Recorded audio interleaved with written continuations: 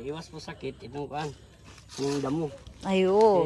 Ang bakterya man gud sa kuan, katong mga daan nga saging para ani oh. Hmm. Para ani matumban nimo na siya kung nani siya bakterya, pag tunog nimo sa hinlo pud nga kuan, Hmm. mutakod na siya. Okay. Kung sa sagbot, siyempre nahapin na kuan na napina nimo ang tiil na mabutas. Dili ka katunog og pure nga yuta. Oh. Ang bakterya nasa yuta. Isa sa mga sikreto din ni Sir Do, ang hindi masyadong malinis na sagingan. Wag lang yung kaputi ng bagon. Wag lang yung mga vine plants na talagang aakit na sa puno ng saging. Siyempre, tanggalin natin yan. Pero yung mga ganito, okay lang yan. Pupuntahan pa natin yung iba. Oh, kita nyo naman, oh. Hindi pa natapos ng pagmamawir ng dito. Yes. Dito bagong nangawiran. Mower lang po ang ginagawa ni Sir Do. So talagang mano-mano.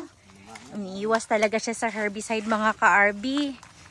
Kasi alam niya ang epekto ng herbicide sa kanyang pananim. Pagpatay sa sagbot, suyupon po sa gamot. Hmm. Ang yang paan kay alam na mga systemic. Oh. Antod na dito sa gamot sa sagbot.